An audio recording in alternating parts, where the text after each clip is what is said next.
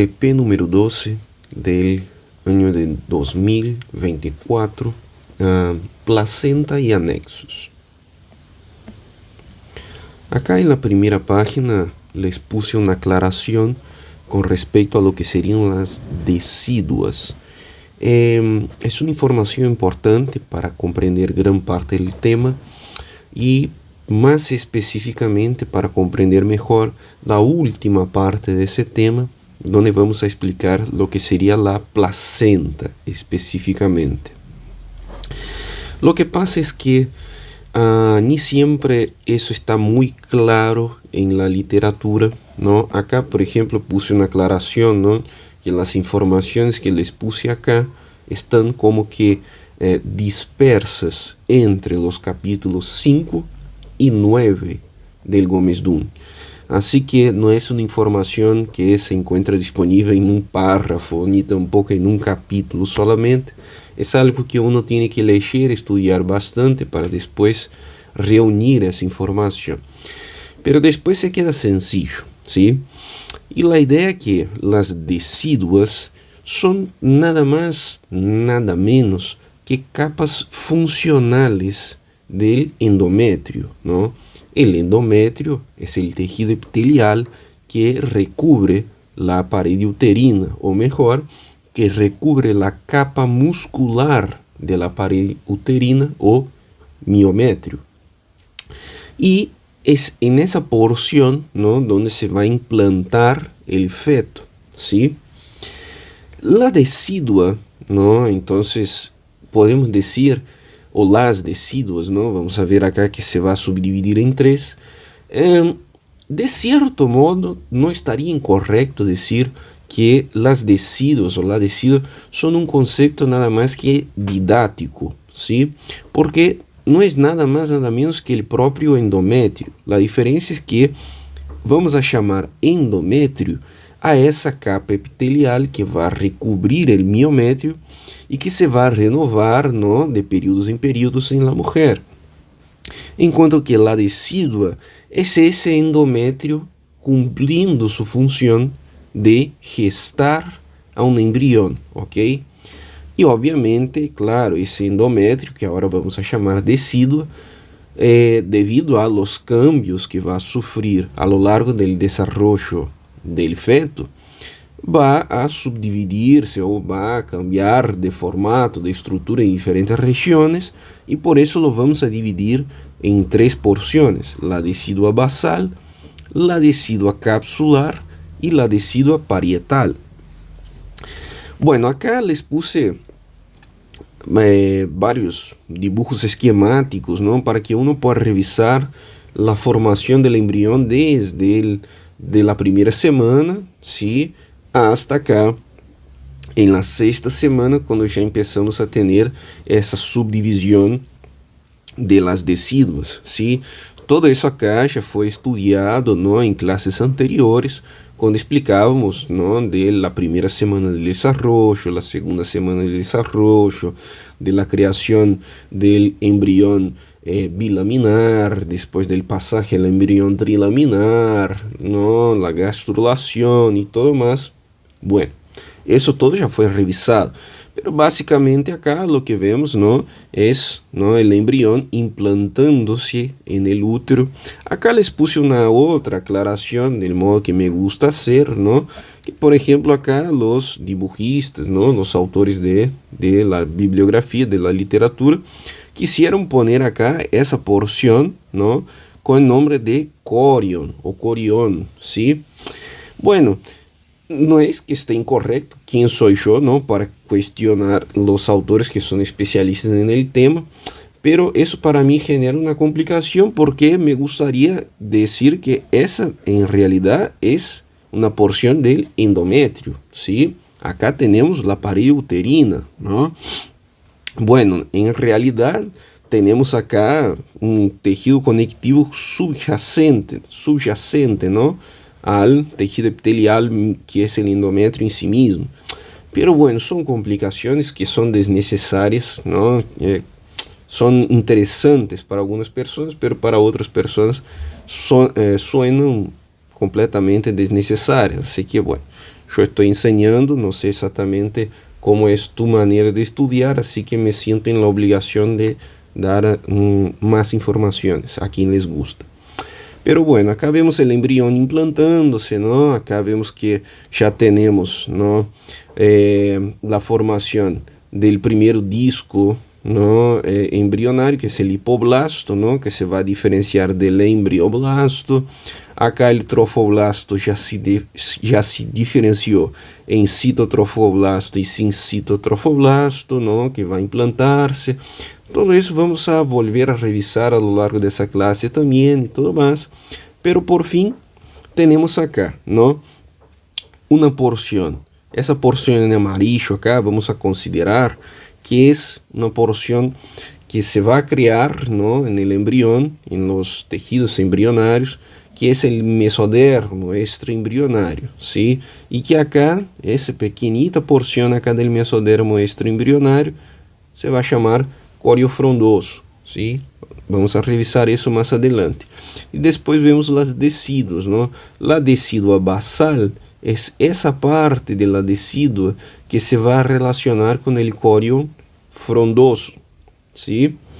La decidua capsular, vamos a decir que es la porción de la decidua, ¿no? Del endometrio funcional, si quiero llamar así, pero el nombre correcto es decidua, ¿no? Es la porción de la decidua que va a revestir acá la cavidad amniótica, ¿sí? Acá aún está revestindo el celoma extraembrionario, que va a desaparecer más adelante. Eso también vamos a volver a revisar.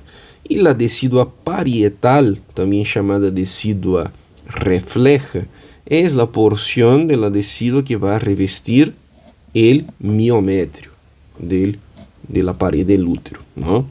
Bueno, esa es la cuestión acá. Les hice esa aclaración para empezar el tema, también para revisar un poquito de los conceptos básicos del desarrollo embrionario. Ahora, si llegaste aquí en esa clase, miraste esos dibujos, miraste esa explicación que es bastante resumida y no te sonó familiar o te generó muchas dudas, puede ser que sea interesante volver a revisar los temas, ¿no? Del desarrollo en la primera semana, en la segunda semana. Puede ser que te sea necesario e interesante eso, ¿ok? Adentrando más en el tema, ¿no? Propiamente dicho de esa clase, que es placenta y anexos, ¿ok? Vamos a empezar a estudiar, digamos, un anexo. Esse anexo que vamos a estudiar es el amnions, ¿sí? Bueno, una aclaración, como siempre que me gusta hacer, no confundan jamás lo que sería el amnions, ¿sí? Con la cavidad amniótica, ¿ok? El amnions es la membrana que va a revestir la cavidad amniótica, ¿ok? Bueno. Entonces, en primer momento, acá, por ejemplo, vemos a los 7 días y medio, vamos a tener la formación de esa membrana, del primer esbozo, ¿no? De esa membrana, el amnions, ¿sí? Que, como dijo el autor, va a estar adosado al borde del disco embrionario, que por esa etapa acá es un disco embrionario bilaminar, ¿ok? Tenemos acá el epiblasto y el hipoblasto. Bueno, después, cuando llegamos en una etapa en que se produce el plegamiento del embrión, de manera más específica el plegamiento dorso-ventral, ¿ok? Eso también ya estudiamos en clases anteriores, ¿eh? Vamos a tener que el amnions, esa membrana, va a formar un anillo a nivel del futuro cordón umbilical. Entonces acá vemos ya un embrión de 22 días, ya una etapa bien más desarrollada, ¿no?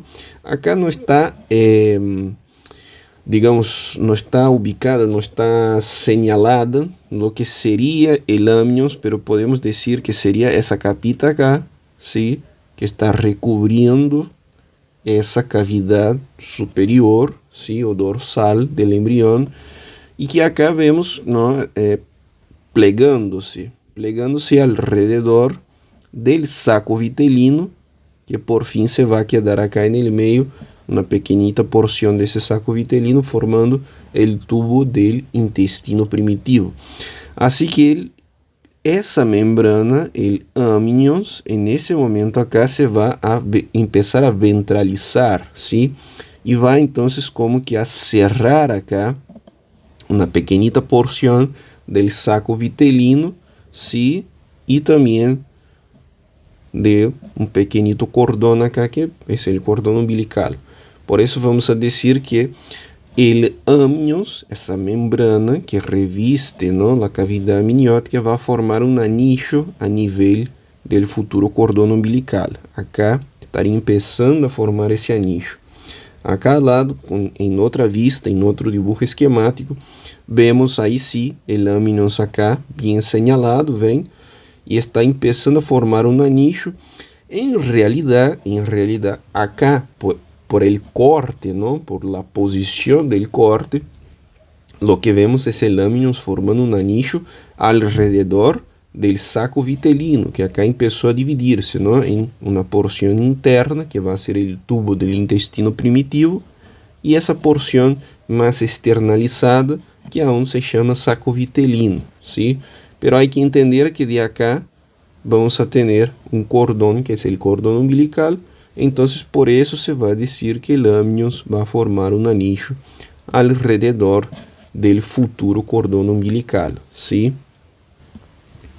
Vamos a decir que en una etapa de desarrollo más avanzado, en gran extensión, si el amnios, esa membrana, se va a quedar adosada al chamado corion calvo, que vamos a ver, vamos a estudiar acá más adelante nesse tema, para formar la membrana aminocoriónica, ¿sí?, una vez que el celoma extraembrionario desaparece. Entonces, lo que pasa acá es así.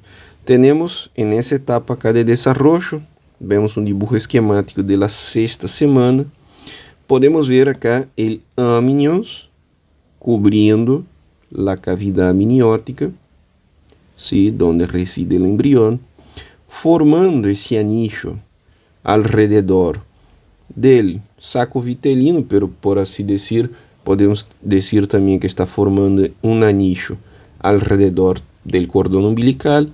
Acá vemos también la lantoides, todo eso vamos a revisar más adelante.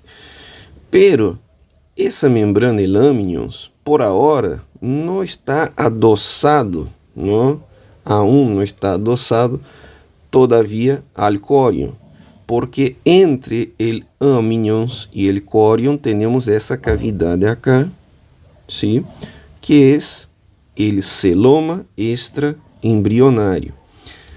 Quando el embrión va crescendo, ¿no?, el feto, ¿no?, así chamado já, el feto empieza a crescer, el celoma extraembrionario va a desaparecer.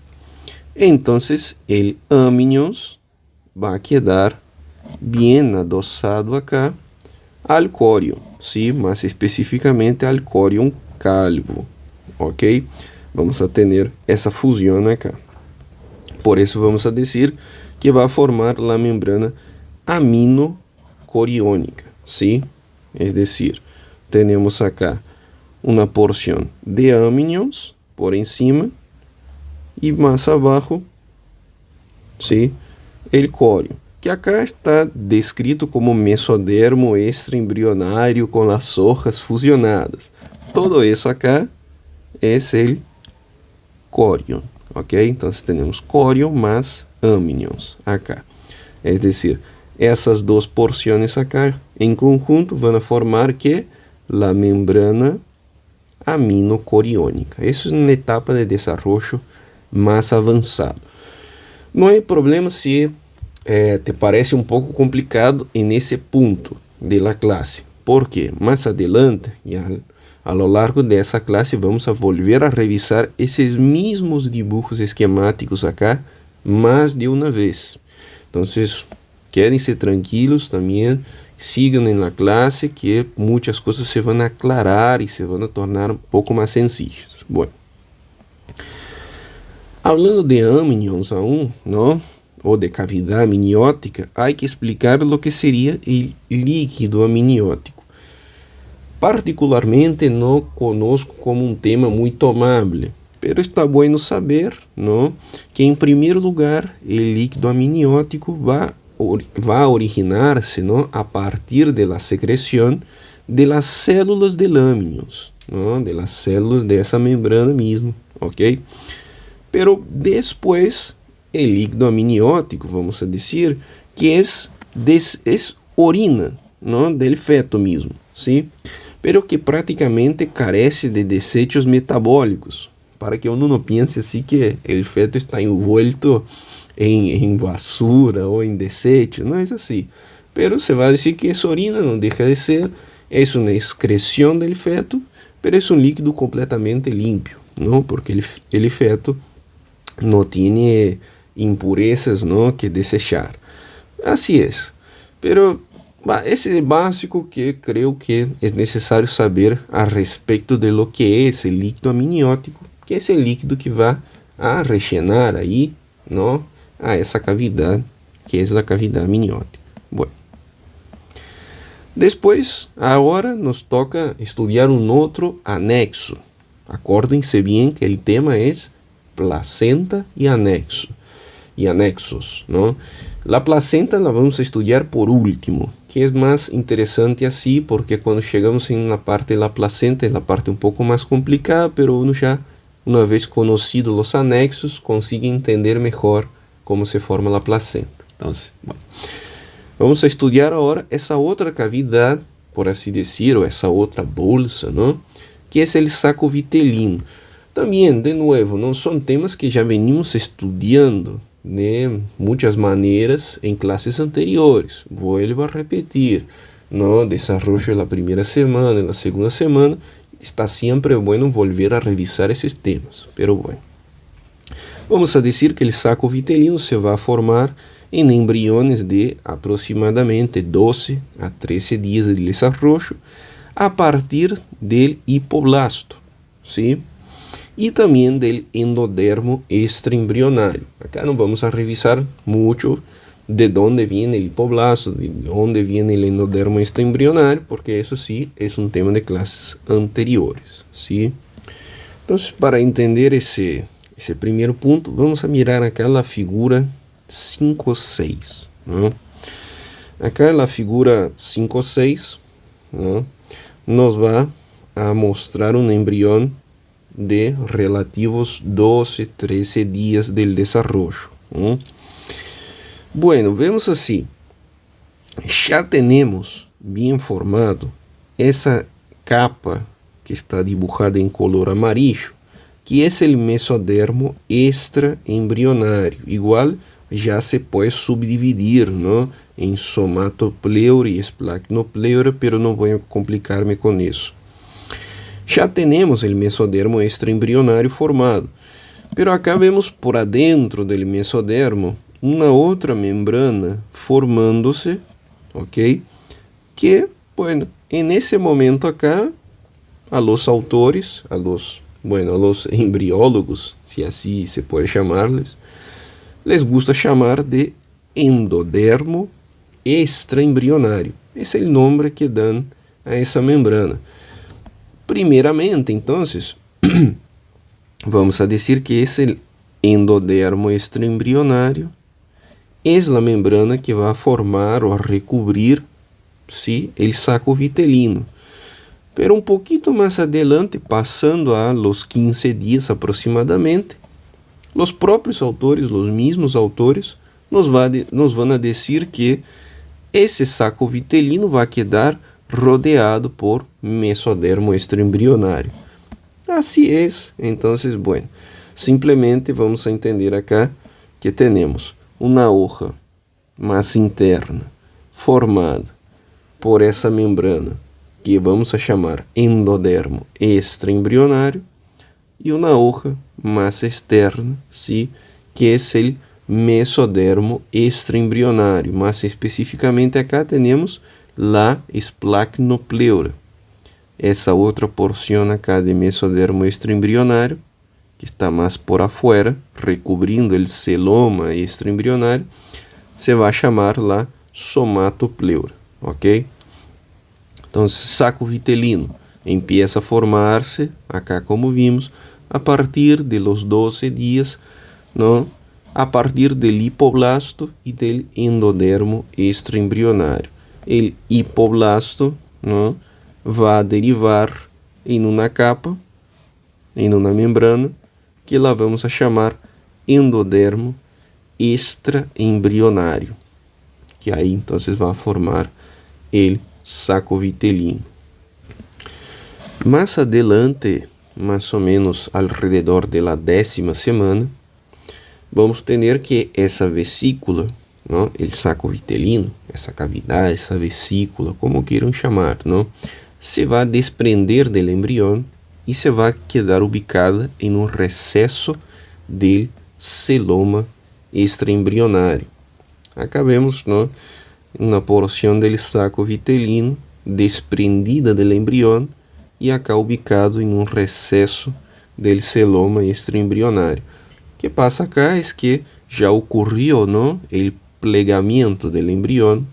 Acá já temos igual essa porção del saco vitelino que quedou atrapado adentro del embrión, já bem desarrollado, com diferentes porções, não, conformando o intestino primitivo, e acá já igual também outros órgãos, não, que são também derivados do intestino primitivo. Então, uma porção do saco vitelino quedou atrapada dentro do embrião, e a essa porção que se queda atrapada dentro do embrião, la vamos a chamar intestino primitivo. La outra porção que se queda afuera do embrião sigue chamando-se, sigue nombrando-se como saco vitelino e está destinada, não, a desaparecer simplesmente. Acá nada mais nada menos que para exercitar, podemos dizer então que essa hoja acá, ou essa membrana que está dibujada em color verde, ¿sí? Seria o endodermo extraembrionário. Endodermo extraembrionário. E essa hoja, essa membrana dibujada em color amarillo, seria o mesodermo extraembrionário. As duas capas que vão a recobrir o saco vitelino até o momento em que ele exista. ¿Sí? Pues. Acá vamos a um outro anexo, que é o chamado alantoides. ¿Ok? Acá também les puse uma aclaração que, por exemplo, na página 82 del Gómez Dun, vamos a tener la explicación, o bueno, la cuestión donde él nos va a decir que el alantoides en los seres humanos no va a alcanzar su total desarrollo, lo que nos va a llevar a creer que es un elemento poco significativo, que no es muy significativo, pero no es bien así. Llega un punto en que uno entiende que hay que estudiar el alantoides. Lo que pasa es que en las aves, en los réptiles y hasta mismo en algunos mamíferos, el alantoides va a cumplir funciones ya en el organismo adulto, desarrollado. En humanos no. Pero cuando se desarrolla el alantoides en el embrión, él se va a quedar unido, por ejemplo, al seno urogenital. Y más adelante en la clase, ¿no?, del aparato urogenital, vamos a volver a nombrar el alantoides. Entonces uno tiene que saber de dónde viene, qué es ese elemento, cuándo se creó, ¿entiende? Entonces no ignoren esa parte. Vamos a decir que el alantoides entonces es una invaginación endodérmica, ¿sí?, de la parte caudal o del esbozo del intestino primitivo, ¿sí?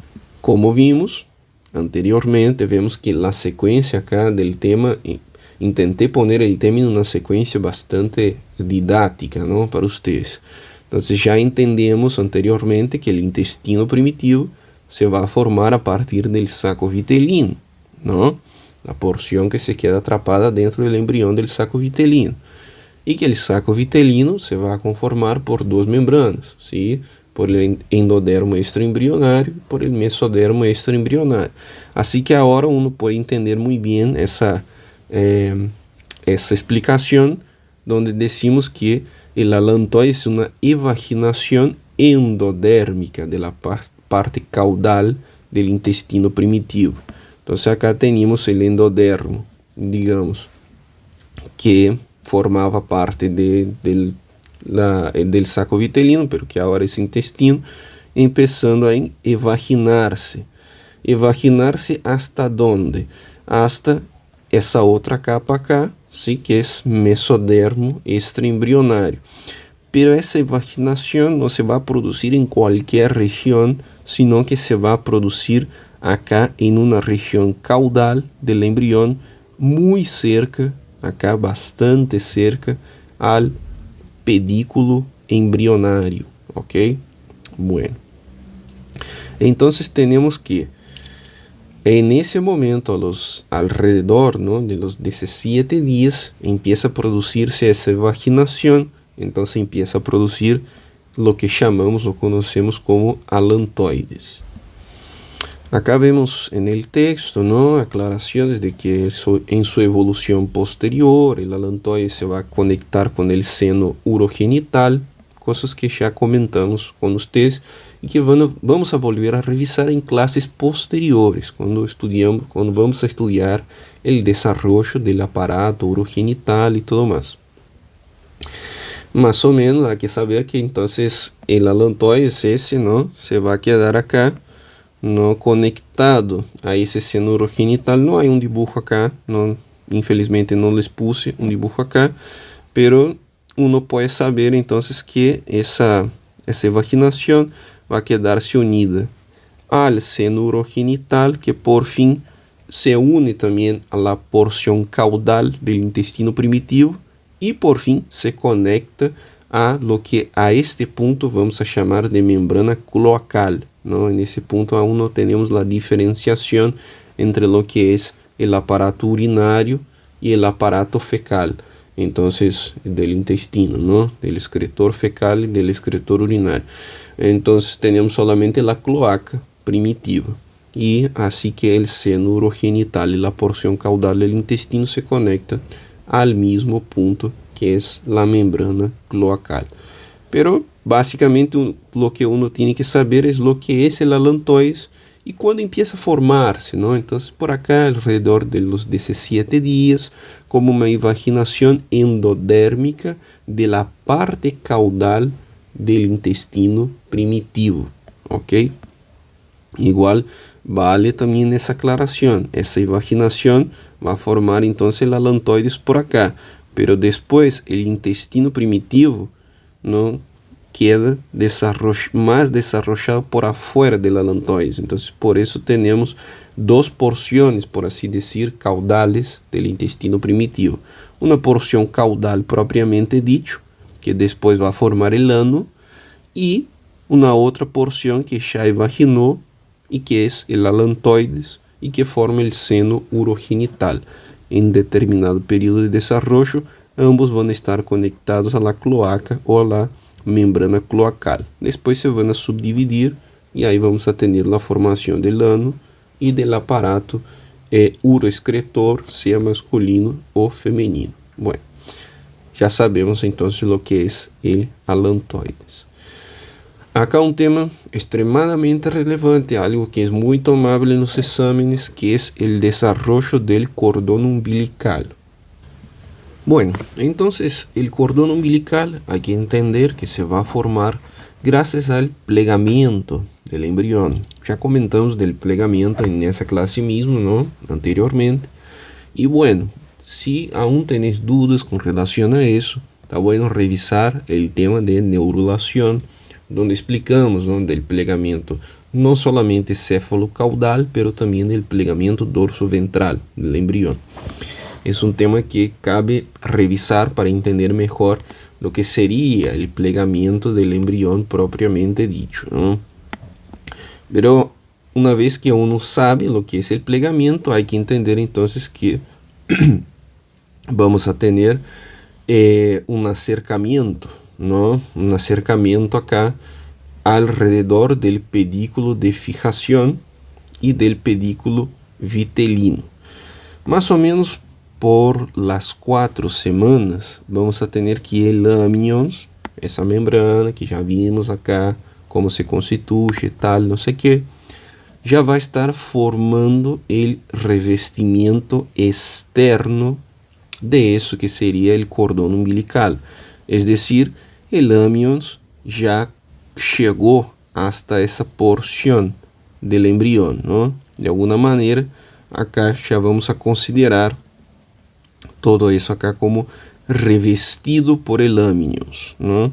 Pero eso solo es posible porque el embrión empieza a plegarse, ¿ok? Entonces esa membrana que antes recubría una cavidad superior o dorsal del embrión, ahora empieza a cubrir el embrión hasta su región ventral, ¿sí? Una vez que en ese periodo de desarrollo aún tenemos una porción de saco vitelino, vamos a decir que tenemos acá un pedículo que es el pedículo vitelino. Pero también tenemos otro pedículo, ¿sí? Que es el pedículo embrionario o pedículo de fijación, llamado pedículo de fijación porque va a fijar, ¿no?, el embrión acá a la porción que ya está denominada y bien nombrada como corion. Entonces tenemos dos pedículos en ese momento, en esa etapa de desarrollo. Acá vemos 28 días aproximadamente, ¿no? Entonces, bueno, tenemos el pedículo vitelino y el pedículo embrionario o pedículo de fijación. Ambos en ese punto se considera así. Ambos en ese punto están recubiertos por el amnions, essa membrana que inicialmente recubría solamente el saco la cavidad amniótica, perdón.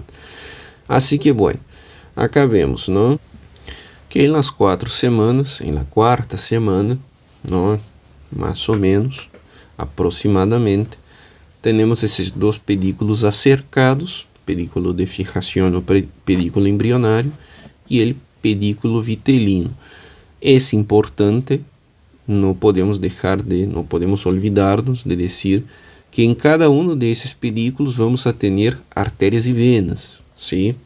Vamos a tener en el pedículo embrionario las arterias y venas umbilicales, así como también vemos una porción del alantoides, ¿sí?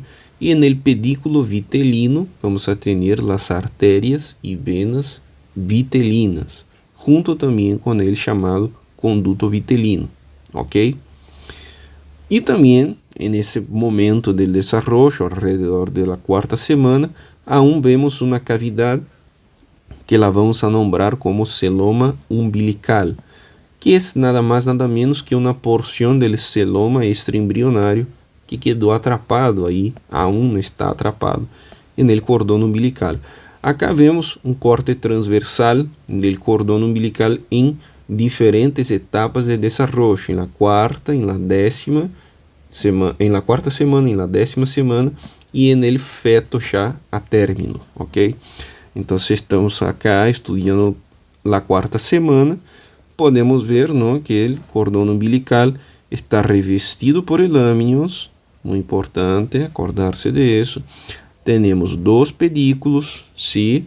Vamos a tener el pedículo umbilical y el pedículo embrionario o pedículo de fijación. En el pedículo umbilical vamos a tener las arterias umbilicales y las venas umbilicales, ¿sí? Y acá en el pedículo vitelino vamos a tener las arterias vitelinas, las venas vitelinas y el conducto vitelino, ¿ok? Es importante revisar esses elementos más de una vez, tener eso en cuenta, porque, como decíamos, es una cuestión de examen muy común, muy tomable. Conocer bien eso. A ese nivel de complicación que les voy a explicar ahora, no creo que les les van a tomar en un examen parcial, pero les pueden llegar a tomar en un examen final, por ejemplo. Entonces, cabe uno entender eso y saber por lo menos el básico. Hay que entender que las arterias que van a pasar acá en el cordón umbilical, por ejemplo, las arterias umbilicales van a llevar sangre no oxigenada y las venas van a llevar sangre oxigenada.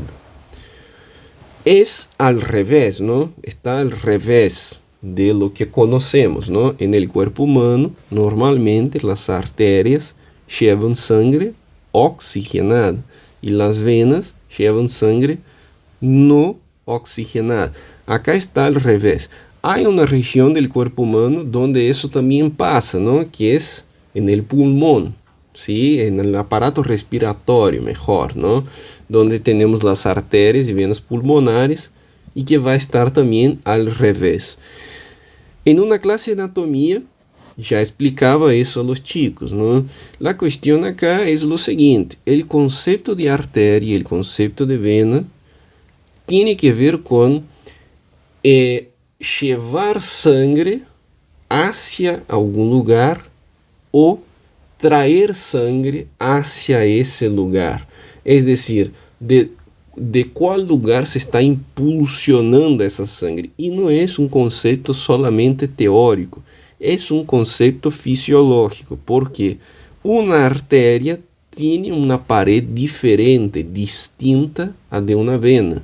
Una vena tiene una pared más blanda, una arteria tiene una pared más densa.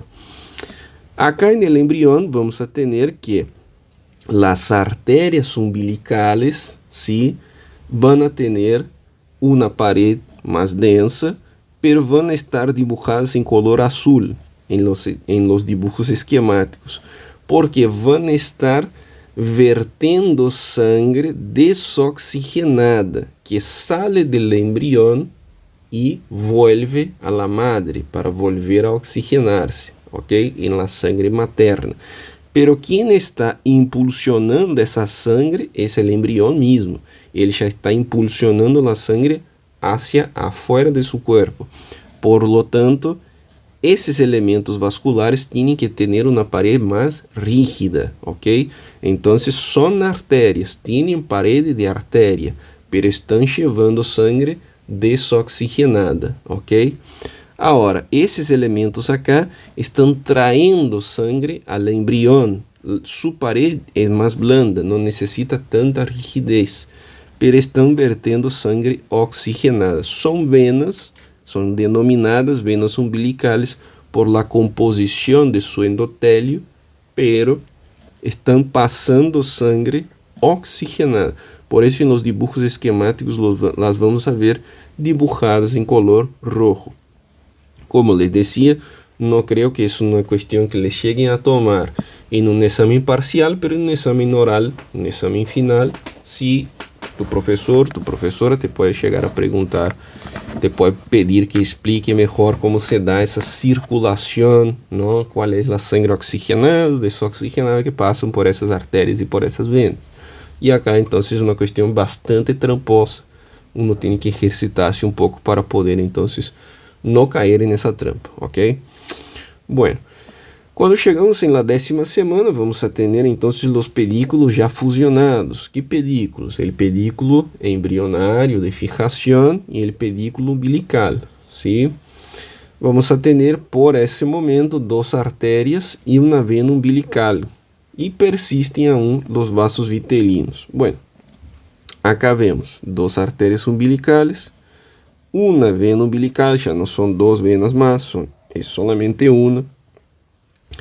Aún tenemos una pequeña expresión de ese celoma extraembrionario, celoma umbilical, también así llamado, ¿no? Aún hay una pequeñita porción del conducto vitelino y aún persisten las arterias y venas vitelinas, eso alrededor de la 10ª semana.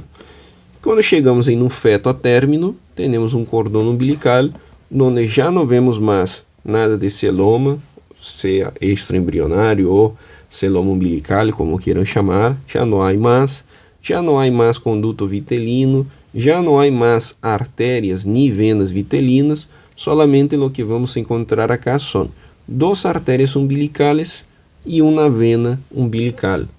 Esse é o cordão umbilical de um feto a término, ok? Esse dibujo esquemático acá está buenísimo, igual tem acá, ¿no?, a explicação del dibujo abajo. Está mucho mejor repasar por el dibujo que por el texto, ¿no? Pero bueno, cada uno repase como quiera, como prefiera. Pero el dibujito está muy bueno para entender cada una de esas tres etapas principales del desarrollo, ¿no?, del cordón umbilical. La cuarta semana, la 10ª semana y el cordón umbilical de un feto a término. Bueno.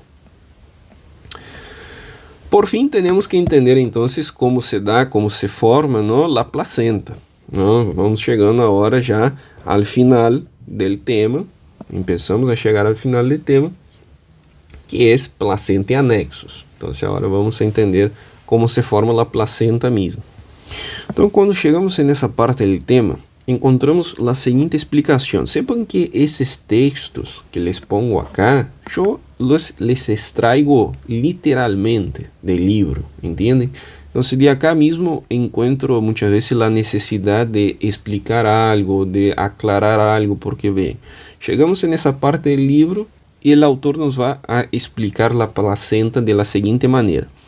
La placenta representa una aposición de tejidos extraembrionarios y de tejido endometrial materno, placa decidual, nos pone acá entre parênteses. Entonces, por eso empecé el tema explicando lo que eran las deciduas, la decidua capsular, la decidua basal y todo, porque acá el propio autor nos va a nombrar eso como tejido endometrial, ¿sí? Pero es ahora una decidua, ¿no? Es un endometrio cumpliendo con su función de gestar un embrión. Entonces la placenta se va a formar por la aposición de esos tejidos extraembrionarios. ¿Cómo así extraembrionarios? Son esos tejidos que ya revisamos acá a lo largo de la clase más de una vez, pero que vuelvo a repetir, esos son temas de la segunda semana del desarrollo, la primera semana del desarrollo, ¿ok? Que son el endodermo extraembrionario, que va a formar el saco vitelino, el mesodermo extraembrionario, que tiene un origen un poco dudoso, el propio autor nos explica eso, ¿no? Hasta hoy no está perfectamente fundamentado de dónde surge, ¿no?, el mesodermo extraembrionario, pero surge, ¿no? Y después se subdividen en somatopleura, placnopleura. Esos son los tejidos extraembrionarios que nos habla el autor en ese punto. Pero de esos tejidos extraembrionarios que van a formar diferentes estructuras, ¿no?, en la placenta vamos a tener solamente una pequeña porción, que es la porción de esos tejidos que en ese momento va a estar formando lo que conocemos como placa coriónica, ¿ok? Entonces, si miramos acá, já um dibujo, ¿no?, de um feto a término, vamos a ver acá essa placa coriônica, o corion frondoso acá, ¿no?, e acá uma outra porção da placa coriônica, que é o corion calvo. Então, de maneira aún mais específica, vamos a dizer que a placenta está formada por essa porção de tejido extraembrionário que forma uma porção da placa coriônica que é mais especificamente o corion frondoso, porque placenta é essa porção de acá, ¿ok? Bueno, pero vamos a revisar isso com calma, porque é um tema muito importante, muito relevante também, muito tomável. Então, vamos de a poquito, volvemos ao início acá del tema, ¿no? Entonces, el autor nos decía, se forma por aposición de tejidos extraembrionarios, placa coriônica, ¿sí?, y de tejido endometrial materna, ¿no?, placa decidual, cujas células presentam genotipos diferentes. Tá, tudo bem, não necessitamos complicar-nos com isso, não? Dá para entender, não? Porque uma porção dessas células são células maternas, não? Outra porção são células del embrião. Por mais que o nome seja extraembrionário, pero derivaram del embrião. Então, se tem o genotipo del embrião, não de la madre, não? Essa é a questão acá, pero não se compliquem com isso. Solamente saquei essa informação do livro. Vamos ao mais importante. Então, no desenvolvimento placentário, temos que conhecer diferentes etapas. Isso é tomado nos exames e normalmente se suele tomar dessa maneira que vão ver acá. Então, muita atenção. Então, temos que conhecer uma primeira etapa que vamos a chamar de período pré-lacunar, ok? Quando se dá o período pré-lacunar do desenvolvimento placentário, se vai dar entre os 6 e 7 dias e meio, ok? Nesse momento, o que vemos acá é um embrião que nem sequer começou a formar seu disco bilaminar, acá nesse primeiro dibujo acá, não? Temos acá o que alguns autores, o próprio Comesdu nos aclara isso, alguns autores chegam a chamar de embrião unilaminar, porque tem solamente uma lâmina, o hipoblasto, não? É um tema que já expliquei na classe anterior. A mim não me gustam essas explicações porque é como se fosse...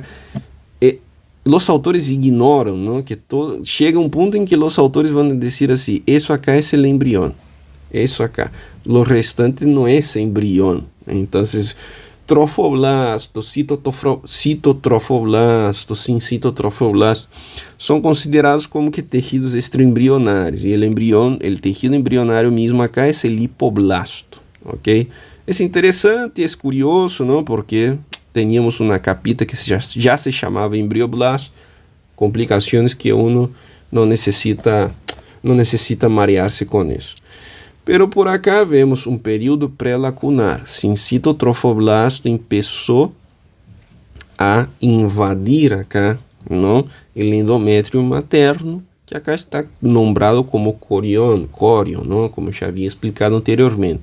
Pero que é o endométrio materno, não? Depois, uma porção desse endométrio realmente vai a formar, não? Vai ajudar a componer lo que seria o córeo, não? Pero como vemos, o córeo, o tejido coriônico, é muito mais derivado do tejido do mesodermo extraembrionário e não do tejido endometrial materno. Por isso, no início do tema, eu hice essa aclaração. Depois, já na segunda etapa, alrededor de los 9 dias, temos o período lacunar, já classificado então como período lacunar.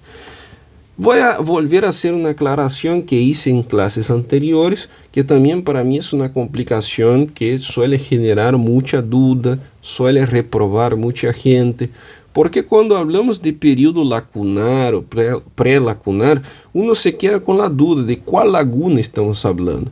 Porque acá sim vemos começando a formar as lagunas, pero as lagunas dele sincitotrofoblasto. Ok? Isso alrededor de quê? De los 9 dias, ok? Agora, há outras lagunas que se vão a formar, pero que se vão a formar acá, nessa outra porção tisular, nesse outro tejido, que é o mesodermo extraembrionário, acá dibujado em color amarillo. Pero isso se vai formar em los 11 dias, ok? Quando os autores falam de período pré-lacunar e período lacunar, lo que estão referindo é só a lo que se estão referindo são a las lagunas que se formam en el sincitiotrofoblasto. Essa é a ideia. Então, alrededor de los 9 dias, temos as lagunas formando-se en el sincitiotrofoblasto, não? Isso é muito importante porque essas lagunas, não, são erosões mais profundas que o tejido embrionário proporciona en el tejido endometrial materno, não? A partir disso, começamos a ter uma comunicação entre os vasos sanguíneos maternos e o tejido embrionário. Então, começamos a ter uma pequena, digamos, uma pequena circulação acá, o que vamos a chamar de nutrição histotrófica. tá? Después, les pueden tomar eso en los exámenes, les pueden preguntar qué es la nutrición histotrófica, en cuál periodo se da, o por cuál proceso se da la nutrición histotrófica. Entonces, todo eso es cuestión de examen. Les pueden preguntar de diferentes maneras un tema como ese, ¿ok? Entonces, todo eso acá es muy relevante y uno no tiene que aprender de memoria, tiene que entender los procesos para después conseguir razonar en las diferentes cuestiones que les pueden poner ahí tramposas en los exámenes, sean parciales o exámenes finales. Bueno, por fim tenemos el período pré-vexoso. Já passamos a outro período, não? Acá estamos em 9 dias, agora passamos a los 11 dias, não? Período pré-vexoso. Bueno, tenemos que las lagunas, ¿no? Ya se formaron bien y todo. Entonces acá en ese punto tenemos ya lo que va a ser una circulación útero-placentaria primitiva. Entonces a los 9 días tenemos una nutrición histotrófica, ¿no? Pero a los 11 días tenemos circulación útero-placentaria primitiva. No confundan nutrición histotrófica con circulación útero-placentaria primitiva. Cuestión de examen. La circulación útero-placentaria primitiva en los 11 días. En los 11 días, ¿cómo vamos a llamar ese período? Período pré-vexoso. ¿Sí? Porque acá después se van a formar las vejosidades primarias. Las vamos a ver. ¿Sí? Bueno. Acá, como les digo, ¿no? Acá son palabras, términos que yo extraigo directamente del libro para no correr el riesgo de estar equivocándome o confundindo a ustedes. Pero por fin, suele que el autor nos confunde un montón también. Acá el autor nos va a hablar así.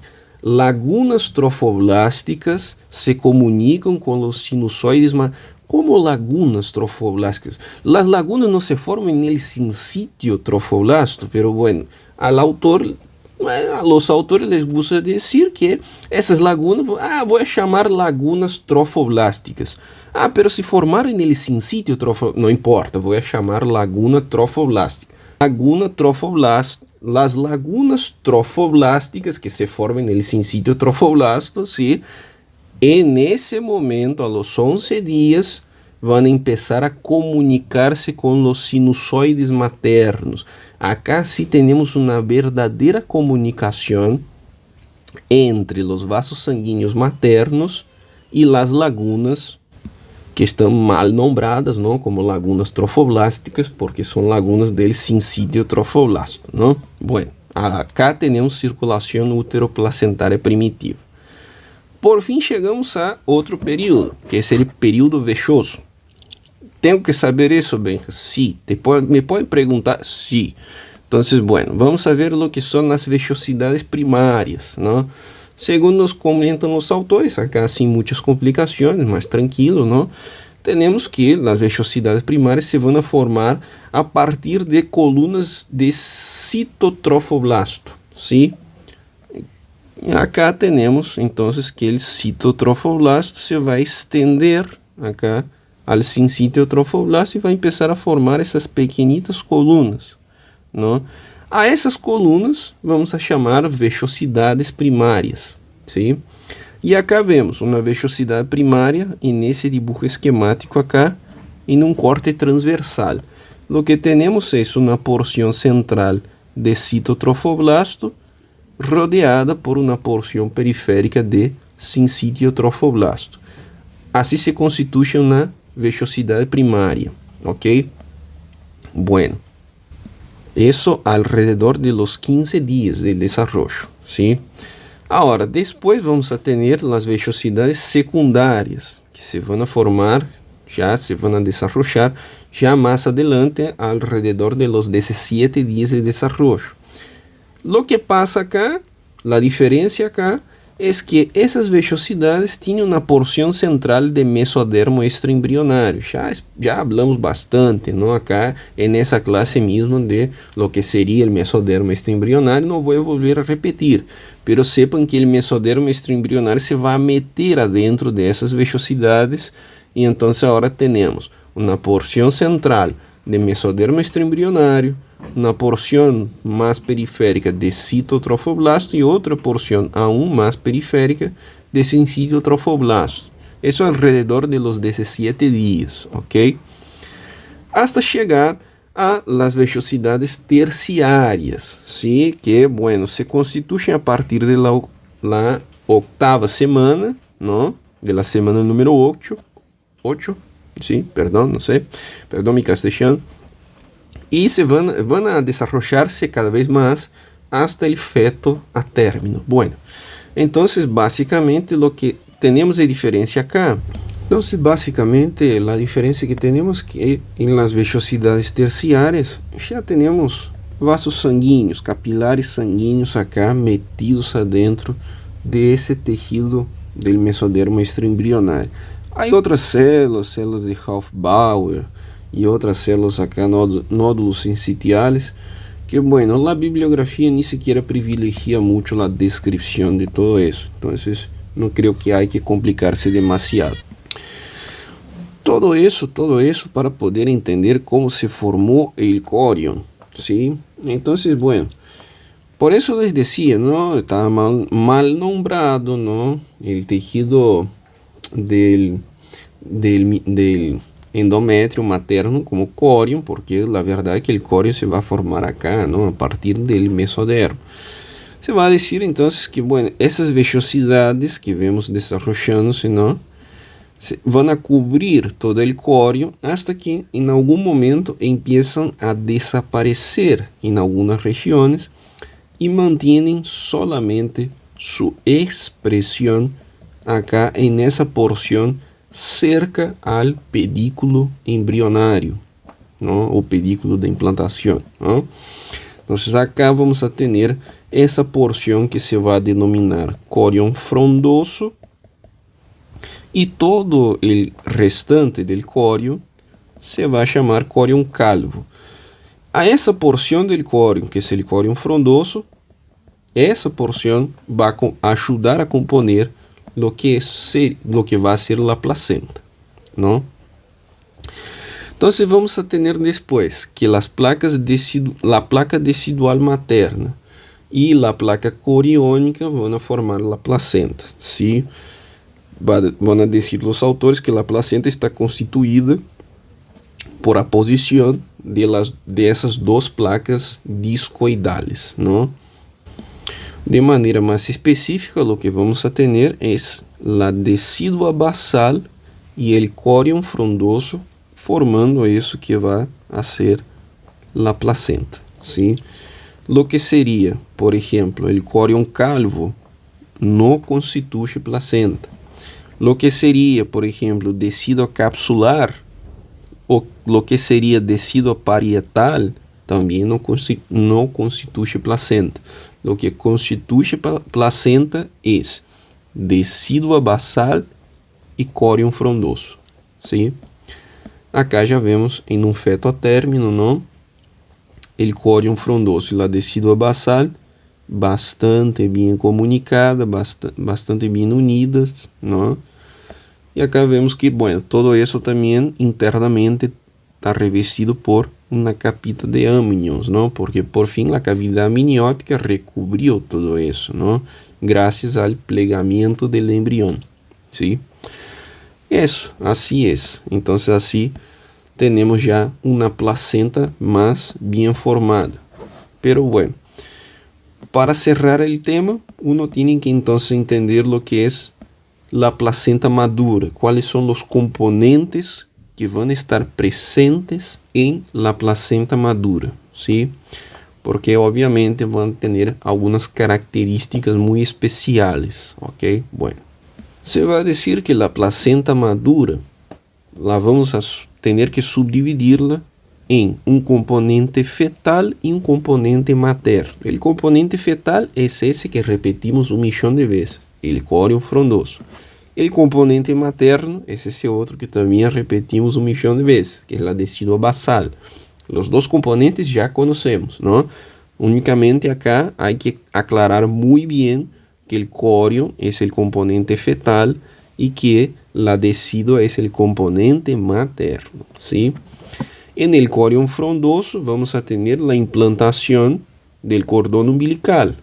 El cordón umbilical en ese momento va a tener, como ya vimos, una vena umbilical y dos arterias umbilicales. Acá volví a repetir la información de cuál lleva sangre oxigenada, cuál lleva sangre desoxigenada. Repasen eso porque les pueden llegar a preguntar en algún momento, ¿sí? Pero bueno. Y el componente materno, que es la decidua basal, va a tener algunas características especiales que hay que aclarar, les puede llegar a cobrar, a tomar eso, ¿no? Que son los tabiques deciduales. Normalmente, todo que forma tabique es tejido conjuntivo denso, ¿no? No está bien aclarado acá en la literatura, en la bibliografía, pero bueno, sabemos que esa decidua basal se va a tabicar, ¿no? Es decir, se va a dividir, va a formar pequeñitas paredes, ¿no? Que van a dividir ese componente de la placenta en los llamados cotiledones. Los cotiledones son elementos muy importantes. Llegamos a tener cerca de 25 a 35 cotiledones en una placenta madura. Acá podemos ver, ¿no? Acá un dibujo esquemático muy bueno, donde podemos ver el componente fetal y el componente materno de la placenta, y vemos el componente materno, que es la decidua basal, dividida, ¿no?, por los tabiques que van a formar entonces los cotiledones. ¿Ok? Bueno, hasta acá el tema de hoy, que es placenta y anexos, el TP número 12 del año de 2024. Hasta la próxima clase.